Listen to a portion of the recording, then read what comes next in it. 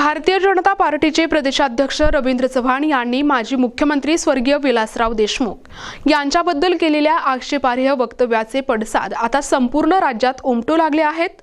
वर्धा या ठिकाणी जिल्हा काँग्रेस कमिटीच्या वतीने आज मुख्य मार्गावर जाहीर निषेध आंदोलन करण्यात आले। यावेळी काँग्रेस कार्यकर्त्यांनी भाजप प्रदेशाध्यक्षांच्या विरोधात जोरदार घोषणाबाजी करत त्यांच्या प्रतिमेला जोडे मारून आपला संताप व्यक्त केलाय।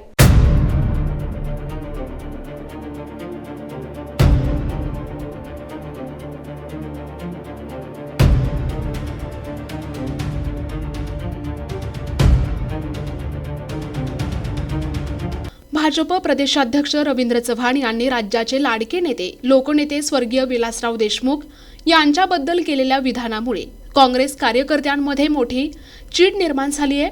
वर्धा जिल्हाध्यक्ष मनोज चांदूरकर यांच्या नेतृत्वाखाली वर्ध्याच्या मुख्य चौकात शेकडो कार्यकर्ते एकवटले।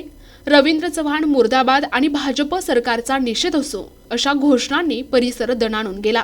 आंदोलनादरम्यान कार्यकर्त्यांनी रवींद्र चव्हाण यांच्या प्रतिकात्मक पोस्टरला जोडे मारले आणि त्यांच्या विधानाचा जाहीर निषेध नोंदवला।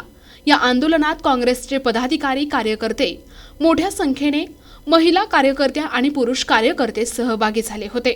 जिल्हाध्यक्ष मनोज चांदूरकर आणि इतर वक्त्यांनी आपल्या भाषणातून भाजपवर कडाडून टीका केली। महाराष्ट्रात विकास कामामध्ये मोलाचे योगदान देणाऱ्या नेत्याबद्दल असे खालच्या पातळीवरची वक्तव्य करणे ही भाजपची संस्कृती आहे असा आरोप करण्यात आला।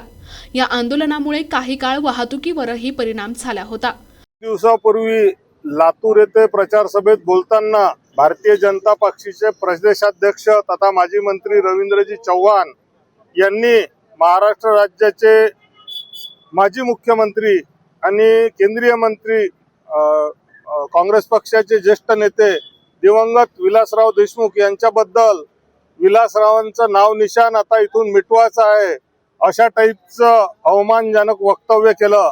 आम्ही या वक्तव्याचा तीव्र निषेध करतो आणि रवींद्र चव्हाण यांनी संपूर्ण महाराष्ट्राची, विलासराव देशमुख हे महाराष्ट्राचे नेते होते, संपूर्ण महाराष्ट्राची माफी मागितली पाहिजे अशी मागणी या दिवशी आम्ही करतो आणि त्यांचा निषेध करायसाठी आज आम्ही वर्धा जिल्हा काँग्रेसतर्फे इथे आंदोलन आयोजित केलेलं आहे। प्रतिनिधी जावेद खान, NTV न्यूज मराठी, वर्धा।